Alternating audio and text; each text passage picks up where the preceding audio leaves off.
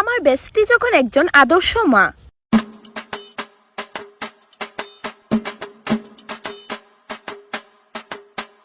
আরে দূর, রিমোটটা কাজই করতেছে না, সাউন্ডটা বাড়তেছে না গেলিকা। 2047-এ ভারত স্বাধীন হয়েছিল। 2047-এ ভারত স্বাধীন হই। মনটা কইতাছে রিমোটটা আসর দিয়া ভাই। এ ঠিক হইছে। মা সাউন্ড কমাও না, আমি পড়তাছি তো। তো মা আমার এই মাসে 33 তারিখ পরীক্ষা। তো আমার মনোযোগ লাগতাছে না। দেখ লতা, এটা পড়াশোনা কইরা কিচ্ছু হইতো না। না, আমি চাকরি করব বড় হইয়া। দেখ লতা, টেনশন নিস না, মা আসি তো, চাকরিওয়ালা দেখা দিয়া দি মনে বিয়া।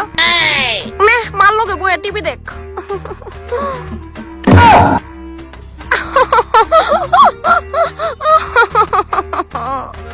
হ্যাঁ জানো, আমি তো কোন বেলায় রেডি হইয়া বাইরে দাঁড়ায় রয়েছি তার লিগা, তাই এখনো রেডি হইতাছে।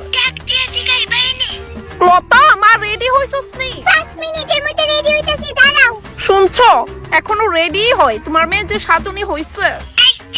4টার সময় কিন্তু মল বন্ধ কইরালা, তাড়াতাড়ি রেডি হইয়া। মা আমি আয়া পড়ছি। তাই আইছে, আমি রাখতাছি জান। হ্যাঁ ঠিক আছে, রাখা দাও। এত দেরি করলে কেমনে হইব মা? চল। তোর পাপার আজকে বাড়িতে ফিরতে একটু লেট হইব, মেসেজে কইয়া দিছে। Twinkle twinkle. মা মা মা, ওই দেখো, ওই না একটা বেটা আইসক্রিম বেচতেছে। আমি আইসক্রিম খামু, প্লিজ মা। খাইতে লাগতো না আইসক্রিম। তুমি কি জানো আইসক্রিম দেরি চলতে যাবে না? লতা, পাপা আয়া পড়ছে, কই তুমি? ইয়ে, পাপা আইছে, ইয়ে। আমার জান আইছে।